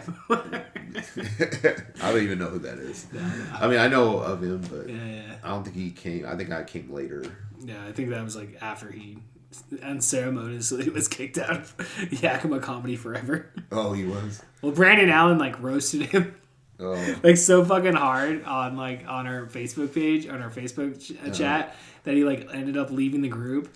And then like he ended up doing like a hosting gig at Bill's like a week or two after that, and like somebody that was there like told me that like he just got really drunk and this like was really really bad, and no one's ever heard from him since. He took a job with Jay Inslee and that was I heard he works for Jay Inslee. Yeah, he works for Jay Inslee. That's how I know of him, but I don't know him because I didn't start till my debut was September 2019. So I basically just got going. And then you literally just started, dude. You're in your infancy, dude. Me and Brisky started like, a month or two before me, I think. Yeah, he was like, he did like a full year, I think. Because I met him like, I don't know if it's September 2019. I guess it would have been September. Not September, I'm sorry, but yeah, you just said it. And like summer of 2019, I guess it would have been. Yeah, maybe. I don't know. I think maybe it's 2018. It felt like he did a full year. Yeah, he had stopped doing music. And I was like, about time. Because I've known he's always wanted to do this. Me and him, we used to come up with these, concepts. And we're like, oh, Saturday Night Live or Living Color should do this. Oh, yeah. They were more like kind of for sketches. Yeah. So I was like, hey, I'll be a writer. And he's like, no, you should go up. You should go up. And I'm like, no, let me write. I hate talking in front of people. And he started doing it. And then eventually he got me to go up there. And, actually, I went to Hop Nation and I just watched you guys. I watched you, Jay McNay, and Jack Hennessy had gone up. I don't know who else. I was like, oh, maybe. And so then that night at Bill's place, it was September, and it went really well. Like I was shocked. Like I'm like, wow, this is pretty good. That's a good reaction. So yeah, so now I'm kind of addicted to it. Yeah. Like no, yeah. Now it's gone. And now it's gone. 6 months. You only got to be in the game for 6 months. Yep. But anyway, it was a good run, and I'm announcing my retirement. From At the top of Yakima's comedy chain. I'm just going to talk about wrestling.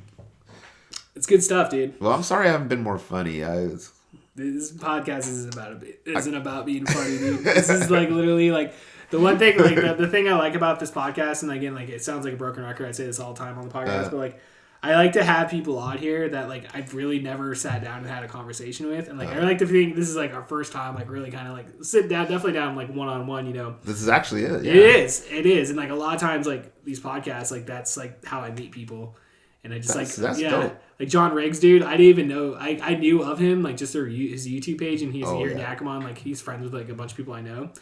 Like, I just hit him up. I'm like, hey, bro, you should come up on my podcast. And he totally did, dude. And we sat on Zoom for like an hour and just talked and bullshitted. And, like, cool. I'm so behind on your podcast. Dude, this is, I know, I typed in, I was saving, I always, save everything before I start recording. And yeah, this is episode 190. Like, 190, oh wow. Yeah, we're almost to like. Quite a bit behind. Almost 200. Yeah, it is what it is, Because I was listening to you and Killing Time. Okay. And what happened was that whole thing with Facebook. They had my birth date wrong. Okay. And so I did change my settings, and I put 2020 as my birth date. And yeah, they didn't like that. Really? Yeah. So they banned you or something? They disabled my account, said I wasn't old enough and all this shit. The fuck? Yeah, they're like, sorry, so a 6-month-old yeah. cannot own a Facebook page. Yeah, so I finally got back on, but you have to create like a new page. Oh yeah, definitely new email, everything. Yeah. What was I gonna say? Oh yeah, I like everything on my desktop because I have these badass speakers with a woofer on them. Fuck yeah. And I don't like listening to podcasts on my phone. I'll do it on my break at work. Yeah. I'll listen to you guys every now and then, but I just so far behind. I just kind of quit listening. Yeah, you can't catch everything. Yeah, with especially in today's day and age, just with the sheer amount of media that's out there. Yeah, it's like I'm definitely. What you can, I gotta get back on though. Yeah. So I'm gonna start catching up. Yeah. No, yeah, dude. I appreciate you listening to it, dude. Yeah, hell yeah. I feel you in the sense of like listening to it from a speaker, because like when I was working at the call center, like I'd always have to wear headphones, so like the majority of my day would just be listening to podcasts or music on headphones. But like now that I'm working from home, dude, it's like, oh, I got a nice speaker here, whatever, and it's just like you just plug it in, and boom, dude. Oh, I love the laptop and the desktop so much better. Yeah. I mean, I know there's certain things you can do with your phone, but like I said, it's good at work. Like if I'm on break, of course. And usually I just watch YouTube or I'll listen to a podcast. Yeah. And yeah, it's perfect for that. Yeah. But other than that, I just fell behind, and I'm so far behind on Killing Time and yours. And I'm not a huge podcast person anyway. Right. Yeah, I started listening to podcasts, like, I don't know, especially comedy podcasts, like, definitely within the last, like, 3 to 4 years. Is, like, really when I started getting into it. And that's, like, kind of like listening to, like, I don't know, Joey Diaz is, like, my favorite, like... Oh, yeah. My favorite, like, comic, like, podcaster, dude. Like, I love him so much, dude. Like...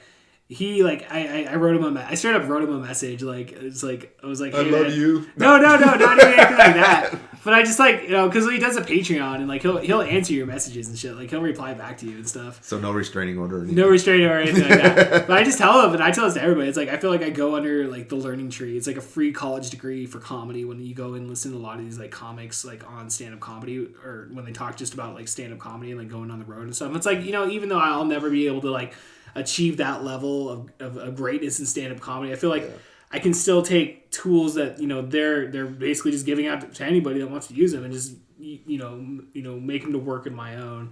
And I really feel like I was starting to come into my own with stand-up comedy this last year, dude. Like I was like I fucked around for so fucking long where like I would just go up there and just like, oh no, I'm just gonna come out there with a bullet point and I'm just gonna ramble, and usually it would suck so bad. But like I started like writing and like focusing and like really producing my stuff, and like I was seeing the difference just from the 6 months that I was doing it. Yeah, you had totally moved up. Like I felt it. Yeah, I definitely felt it, and like you more had a cohesive set.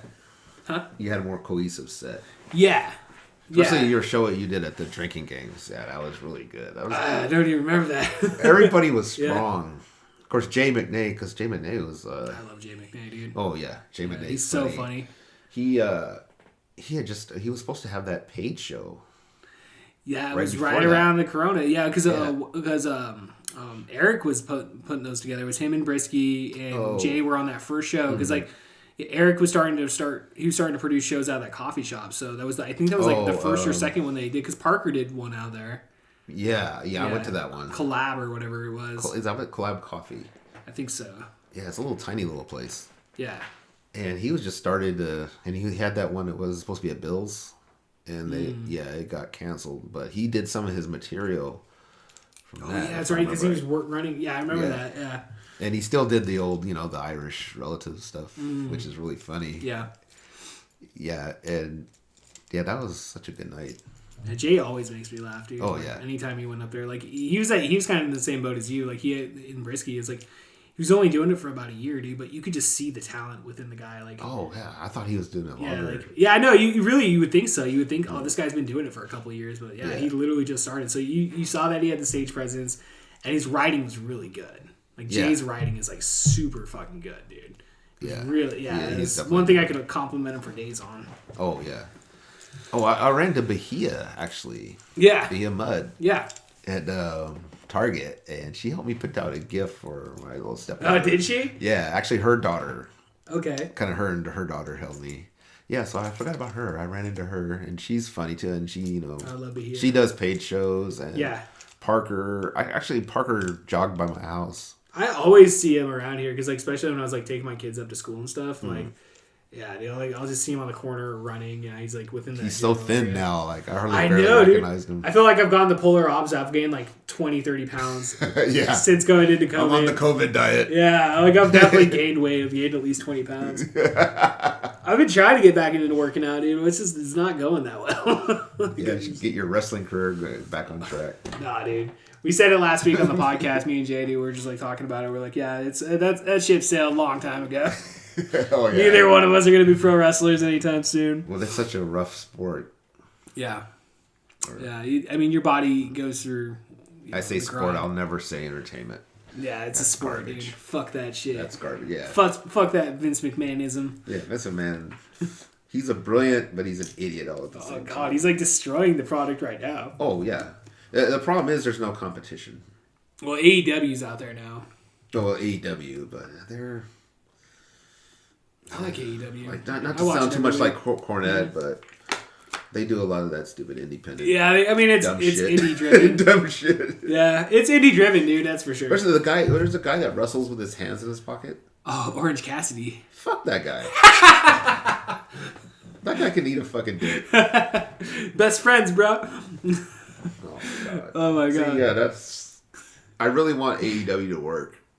Oh man. But yeah, I'm not gonna watch a guy. Sting just came back. Actually, he's in AEW now. Oh, is he? Yeah, he like. I don't know if that's a good thing.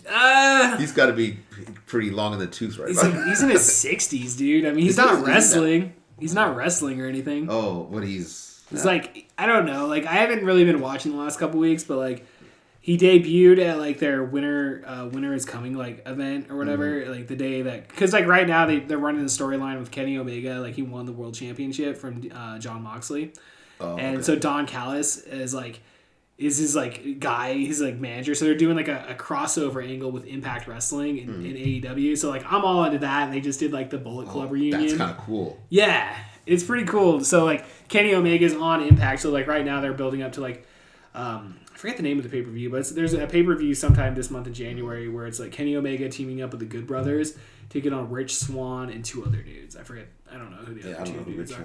I just started paying attention to like Rich Swann. I think he was wrestling in WWE a couple years ago in the Cruiserweight division. What, under that name? I think so. Because it was his real name. But he got kicked out because he got into like, I want to say it's the same guy, yeah, because he got arrested for like some sort of domestic abuse type thing, but it was one of those things where it wasn't like what it was, like it seemed to be. Okay. So he got released, but like, I mean, there was no charges or anything, so he just ended up going to Impact, and he's been in Impact the last couple years. Kind of reminds me of Joey Ryan. God. I always hated Joey Ryan. Me too. Dude. That is. I fucking always talk because that guy would anytime something would happen, he'd be like, arr, arr, arr, like on such like a high moral ground. It felt like. You knew something was in his past that was fucking... The skeletons were going to come rumbling. He did the dick toss. Yeah. What the fuck is that? That was stupid, dude. I hated that. Can you see him running that by Harley Race?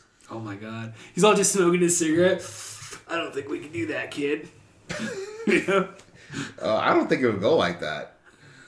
He'd probably just grab him by the nuts for real. Yeah. And do the real dick toss. Yeah. I think that's more how it would go. That dude would have no teeth. I don't think so. Trying to run any of those old school guys, Dr. Death or Dr. Death. I can't see Joey Ryan like, hey, I have an idea. Yeah, I couldn't. You guys work with me on this. Yeah. No fucking way. See, I'm cool. I'm down with like super kicks all day, but yeah, the whole dick toss, no fucking way. And Mick Foley did that shit. Mick Foley, dude, I lost a lot of respect for him. Come on, man. I was never that big of a Mick Foley fan to begin with, dude. To tell you the truth, like I enjoyed him, but like it was never this like podcast is over. It's over. Hour 19 is like Mick Foley's not the greatest. Like what did you fucking say, motherfucker? Right? This fucking piece of shit doesn't like Mick Foley. What the hell? Shut this down now. Yeah, right. Get the censors in here. Yeah, Joey Ryan, dude, he was a piece of shit, dude. Oh yeah. Not to say I'm glad like what happened to him, but like yeah. Well, I guess he's suing. Yeah, I heard that. His accusers And Impact Wrestling because they like let him go prematurely or something. Oh, that's where he was in Impact. Huh? Yeah, he was in Impact this last year. Okay, it's hard to keep track where these guys are. I know, dude. Well, there's so much there's like Impact, there's WWE, there's AEW, Ring of Honor, and they all have open contracts. Hmm? They have open contracts too, don't they? For like with New Japan, they can go wrestle. Yeah, Ring of Honor, I know definitely have that. Or that Ring of Honor. And then the Good Brothers, like even though they're in Impact, I know they negotiated that like once like foreign wrestlers can go over to Japan, they're gonna go start wrestling over there in New Japan. But I mean, they even got Mexico, dude, which I don't pay that much attention to like Lucha Libre. I mean, like AAA, CMLL, like it's all the same to me. You know, they have a mask, they jump around. Yeah, it's not that fun. Yeah, like it's cool. Like I mean, it's kind of cool, but it's I wouldn't watch it like all the time. I got a buddy like the only reason I kind of started getting into it, dude, because I got a buddy that's like straight like from Mexico, and like he'd work across from me, and like he's like really into Lucha Libre, so like he kind of like versed me up in some of the characters there. Like that wasn't necessarily too fond of. It was Lucha Libre. They did a show here. Yep. I'd say 5 years ago. I know which one you're talking about. You know, were you there? I wasn't. I didn't get to go. I didn't get to go to that because the reason is because I had because I was doing a play. I was doing a rendition of Hair. And cool. Yeah, my buddy Kevin Richardson, dude, he used it when he was living here in Yakima. We did DIY plays. So like we did Hair, we did The Graduate, we did One Flew Over the Cuckoo's Nest. And we just recently did, it's actually on YouTube, but we did a rendition of The Great Gatsby. Oh. Yeah, so like it was just a reading. Too. Huh? I didn't know you're an actor too. Not a very good one. I've done a couple movies, like I've done movies and like I've done TV shows. Like before I started doing stand-up comedy, we did like you guys were talking about like you guys writing out sketches and stuff. Like I did a sketch show for like 9 years on the public access station called Spin This with Kevin Porter. Wow, really? Yeah. Yeah, dude, I'll send you a link on one of the episodes. Yeah, definitely. I'll check that out. Yeah, dude, you'll see me and Brandon Allen, dude. Like we're like, cause Brandon was like, I've known Brandon, dude, since high school and shit. So like, you know, and like, yeah, he's like, you know, we just did a sketch. I don't know, we just did a show for 9 years. We just fucking had fun doing it. It was basically I was just smoking a bunch of weed and like drinking beers and like, all right, what are we gonna do? You know, I did 2 shorts for Matt Rybal, who was the original host of Bill's Place Trivia. Yeah, okay, yeah, that's where before Mike Hen. Yeah, and he did those competitions down at Central, so I did 2 of those for him. That's what's up. Yeah, so I'm an actor too. Nice, fucking A, dude. Hell yeah. Yeah, we did a short called Black Friday. Well, it wasn't a short; it was a feature. But we did a movie called Black Friday, and like I starred in that, and like. Is it about like Black Friday? Kind of. It's like the day after. Well, it's Black Friday, obviously. Yeah. But then like. The 2 main characters, they go to work and like I don't know, some piece of shit like family member knows that like they have a bunch of weed and I don't know, it's like they get like I don't know, they get kidnapped basically and like it's fun, you know, it is what it is. Oh, you know? cool. It's still cool. Like I'll have to ask Brandon to see if he can get me a copy of it because I don't think that one's online. Yeah, I've been trying to do stuff with Brandon like because I know he's a filmmaker. Yeah, dude. He's trying to do a new project right now. Yeah, this whole Corona thing, I haven't really pursued anything. Yeah, well, if we ever bring like sketch comedy back, dude, like definitely have you like include you in on that, dude. Hell yeah. I mean, because like that's like it was like we'd always just have people just like whoever, dude, just come in and play a part, you know. Yeah. I'm adequate, I guess. I don't know. I'm not. I don't have any drama experience. Yeah. I barely have drama experience, dude. I took like 1 quarter of like drama in high school. Now I wish I would have taken more. Yeah. I wish I would have started stand up a lot sooner too. Right. I hear you. I wish I would have taken it more seriously back in the day. Like I just had no idea. Like I hate talking in front of people. I love it. I hate it. Like, I love it. I love talking in front of people. When they read scripture at church, you know, dude, that was like one of the like first the first time I ever got in front of a crowd. Like you'll see that Dare essay right there. So in the 5th grade, dude, like, yeah, everybody had to write an essay about how, like, they're not going to do drugs. And, like, apparently mine was good enough to where they picked it to read in front of the whole school. Of all people. Yeah, of all people. Right? I got all this weed. The irony. I smell crack in the back, The irony. Yeah, I know. But so that was like my first time being like put up in front of a crowd, and like I just really enjoyed it. And then I remember in church like having to give like like a communion, like when we graduated communion, like we had to give some speech in front of the church. So I remember doing that, and like that was cool. And then like from there it was like just like I always associated like my friends like. I don't know. For some reason, I always like, man, I want to be hanging around with people like who are in bands and stuff. Like that was always cool to me. And so like somehow I found my way like hang out with people that were in bands and stuff. And like from there, it was like, hey, you should let me like introduce you guys. And like, so, I just like I always found myself in front of fucking people, dude, no matter what. And then eventually it was like I went to YV Tech for the video production. And it was like, oh yeah, let's do a video. Cool. Did video production and did start the TV show from there. And then Aaron Bennett from Manic Thunder, he used to be on my TV show. Back in the day, and so like when Carmen's Comedy Club opened up, yeah, like him and Timmy and Timmy's on the radio and shit. Yeah, those guys were on my TV show for a couple of years, and that's how I got into stand up comedy was through those guys. And like because I never like paid that much attention to stand up comedy when I was a kid. Like Pablo Francisco was like, oh yeah, I love him, the friendly Latino. I love Pablo. when I first started getting to stand up, dude, that the ouch hour that he did, dude. Yeah, I love it. I have that CD, Knee to the Groin. Okay. Yeah. It's one thing with Apple, dude. It's like I have like all these fucking stand-up comic albums now. Yeah, I love Pablo Francisco. I haven't heard anything from him in a long time. He's not really doing a lot. Like he was on Joey Diaz's podcast like a couple years back, and I heard him on there. And like the friendly. He just talked about doing a bunch of cocaine.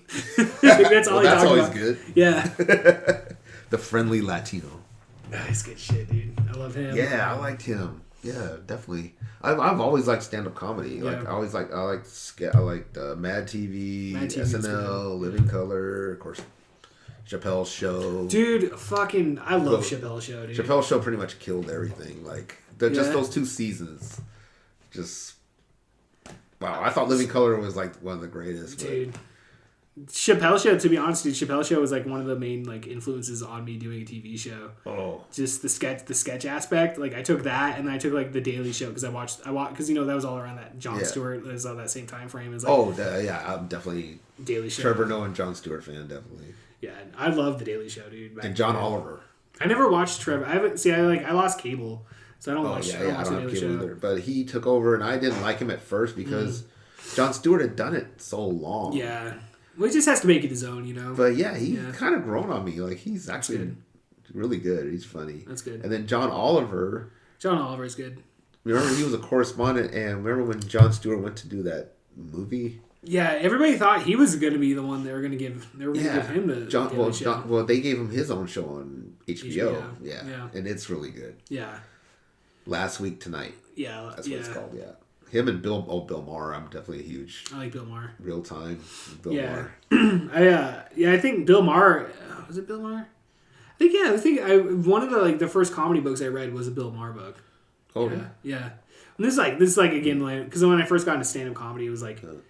And again, like it was later in life, because like again, like when I was a teenager, like I was like Billy Madison, like Happy Gilmore. So Adam Sandler was probably like my first forte into comedy, and Saturday Night Live and Mad TV too. Like I watched a lot of Mad TV, but then like, Chappelle's Show. When's Chappelle's Show? Like, because I think like honestly like that stand up special they did on Showtime. I forget Killing Him.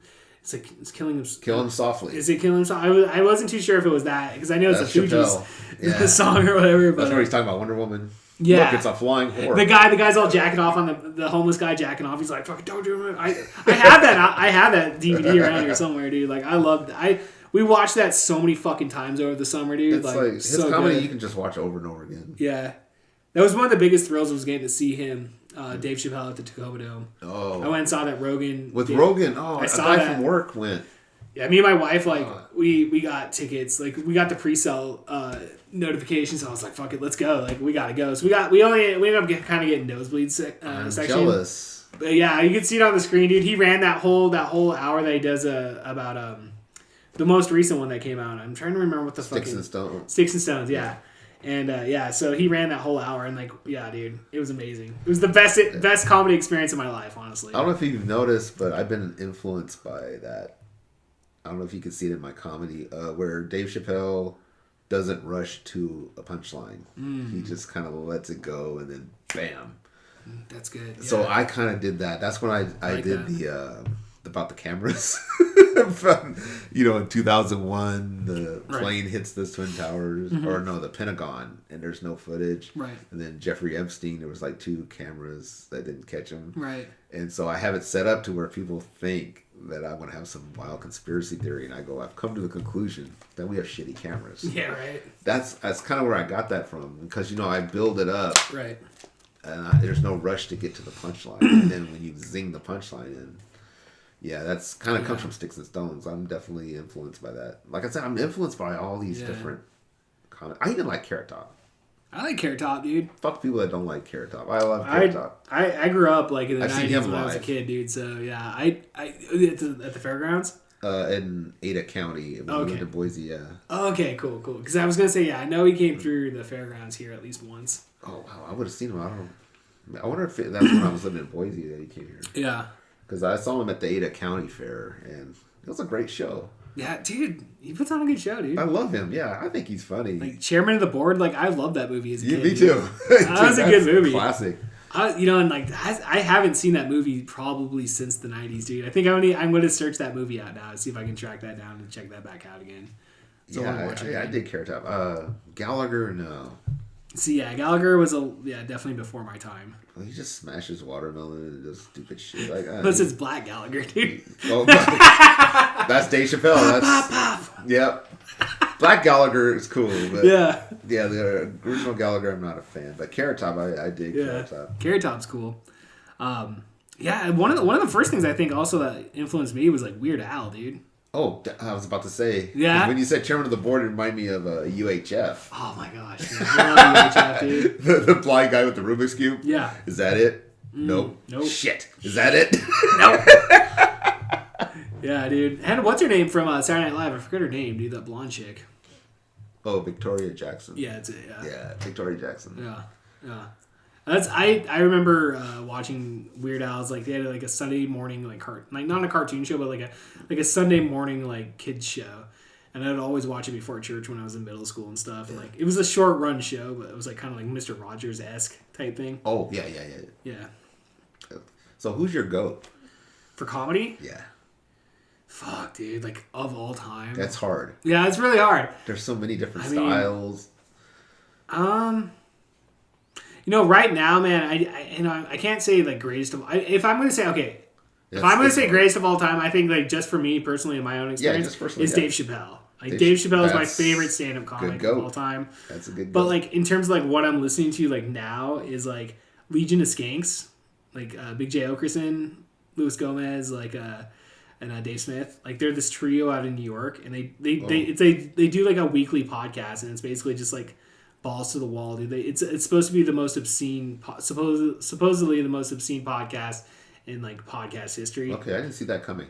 It's good shit, dude. It's good shit. But I'm starting to get into like a lot of New York comedy, like Mark Normand, Joe List, Dan Soder, like those guys. Like Dan Soder, like he did a HBO special this last year, Son of Gary. I've talked about it on my podcast before, dude. I don't know. Dude, I'll send you. But there's so many comics. There's so many. But like lately though, it's like all for me. It's been all about like Northeast comedy. Huh. Yeah. I'm really torn. I always say Eddie Murphy. Eddie Murphy's great because I think he took the comic. I believe it was Martin Lawrence who actually. Martin Lawrence is good too, though. Yeah. But he's definitely not on my GOAT list. I like Martin Lawrence more in movies than TV. Okay. See, you got your sketch and TV comics, and then you have your stand-up. Right. And sometimes they're not good at both. Right. As a matter of fact, I think that's most of the case. Right. Like Adam Sandler, I wouldn't go see him stand up. No. I mean, I didn't watch his. He's a sketch guy. He's more of a sketch guy. Yeah. But I think the original quote, because I always quote this, but I think Martin Lawrence was the one who quoted that Eddie Murphy took the comic to rock star status. Like he just made it like, where the comic actually, is in these major films and he that, sells out arenas, Yeah. Yeah, I mean, I don't know if Richard Pryor... Well, I mean, he was packing out theaters. Was he packing out theater? Yeah. Pretty sure. I mean, he was, because good... it went like Richard Pryor, Eddie Murphy. Richard Pryor's definitely, if you put Richard Pryor as the GOAT, see, I don't think there's a wrong answer. Yeah. But I was talking with Brisky, and we kind of like Rodney Dangerfield. Oh, fuck yeah, dude. Dude, that guy is just... That was... Oh, Don Rickles, bro. There's another one. They're from the era where you just... Punchline, yeah, bam, bam, bam, bam. Rodney Dangerfield, though, dude, like that's a good fucking name to drop on. Yeah, definitely Rodney Dangerfield, and he was funny in movies. Yeah, he was. Like he was versatile, and he was just him, Henny Youngman, if you really want to go, because he's from that era too.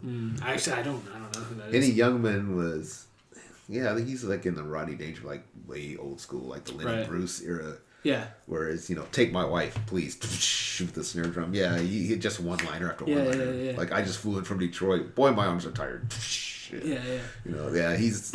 But those guys... I like that. That's good comedy, though. It is. It's funny, dude. How can you come up with so many one-liners? That's a good question, Yeah. It definitely... That's definitely a talent. And Dave Chappelle, you see how comedies now evolved to where you're building up to... And then, boom. Punchline. Yeah. Like the whole thing about his friend that went to law school and got divorced and he saw him at Foot Locker. Oh, yeah. Dude, he went through that whole thing. Yeah. Just for the punchline. He goes, just for the punchline. Yeah, because he was talking about Anthony Bourdain. Right. Hung himself. Ate amazing food with incredible people. Hangs himself in a Paris apartment. My friend goes to law school, gets married to a girl. She divorces him. He has to leave law school. He's broke. Took all his money. I saw him working at a Foot Locker. Never once did it occur to him to kill himself. Right. But he didn't do it that fast. Like, he totally built it up. Pace. Yeah, which is, I think it's genius. It's brilliant. Like, I don't know. I'm in those one-liner guys. I'm influenced by them, but I can't do that. Yeah. But definitely that whole thing Dave Chappelle does, I was kind of inspired by that, and that's where I came up with the joke about the cameras. Right. Just build it up to where they think you lead the audience, and then boom, you hit them with something else. It's like you bring in a pasture, and then boom, you take the shotgun out and blow them in the fucking face. Yeah. Because why didn't see that coming? They think I'm going to have some brilliant conspiracy, like, oh yeah, this is it, and then we just have shitty cameras.